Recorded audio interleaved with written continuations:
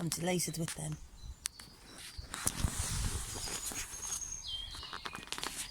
There's me oak trees. Potential oak trees. Made up with them. I think there's still more popping their heads up.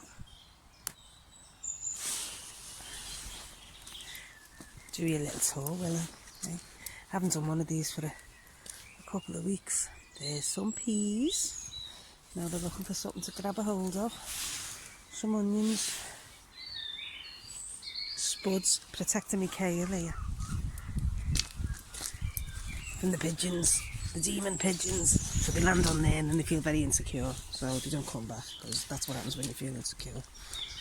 And look at that beautiful tree over there, it's just about to burst. Yeah, I've not done one of these for a couple of weeks. One, because I do feel like a proper twat doing them, I really do. Gorgeous. And two, because I struggled really, was last weekend I had a proper meltdown here, actually.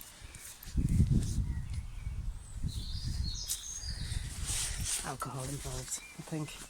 That was not the time to get off your head, because yeah, that's soaking wet.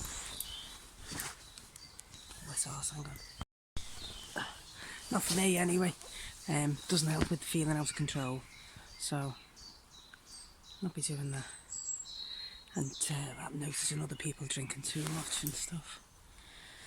It doesn't help, does it? So yeah, I didn't feel like it last week. Fear, just got completely overwhelmed with this. Fuck again, do you know, the ones that those feelings that I try and unhook from. I think use me dissociation as a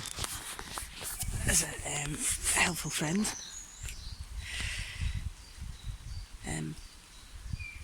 But there was no avoiding it last week, and I think sometimes you've just got to lean into that and do what you can to try and feel safe. So that's what I've kind of concentrated on. And I've got some great news. I'm going to be a nana, so I'm delighted about that. That's something joyful and hopeful. Something else to worry about as well. But what a gift. What a gift. Yeah. Oh, Josie's having a baby. And Jack. So, going to be a strange Christmas anyway, isn't it? So, made up. And count me blessings. And looking forward to what's coming. Brilliant.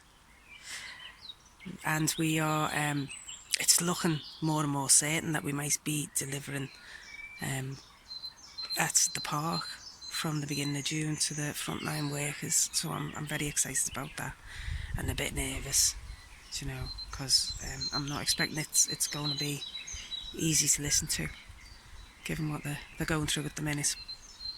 But if we can help them in any way we can, then we will, and the social care staff as well, still being neglected. So that's and you never know with these change, these kind of relaxation of some of the rules and sending people back to work. Go on, off you go now. Take your chance. You might want to wear a mask, but you know, if you do get it and die, don't blame us. Told you to be aware. So thinking about this, how we kind of preempt a situation where you might have innies and outies, and you know, you've got outies that want to be innies and innies that were desperate to be outies, but they can't because they can't leave the house because they're at high risk of having a very, very bad reaction to this virus.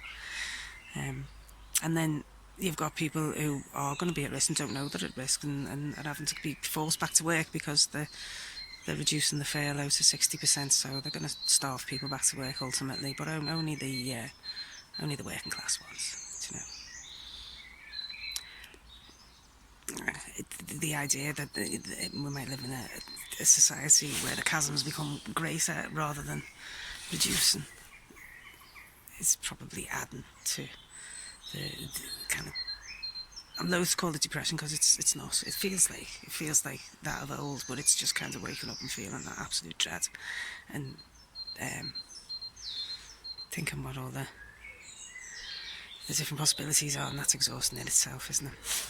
Or trying to stay hopeful and positive and you know, this could be a vortex to a better world. But in the meantime, we've got to do what we can to support the innies, the ones who can't leave. And how do we set up a service that can do that? And do we ultimately, you know, think about how we're going to do the layout of this building for people with antibodies and people without antibodies? And it's just mind-blowing when you think about it. But making a start, doing super social distancing, risk assessment like we've never done before for the park and the frontline staff, and throwing all sorts at them. Raves, Wim Hof, obviously. Singing, Johnny's going to get them singing, giving them as many tools, I guess, and tasters for their toolbox to take off and use. And not everything will be for them, but you know, they might find one that is helpful. So that's the idea, and to have a laugh as well. So I'll update you on that. I'm going to go now.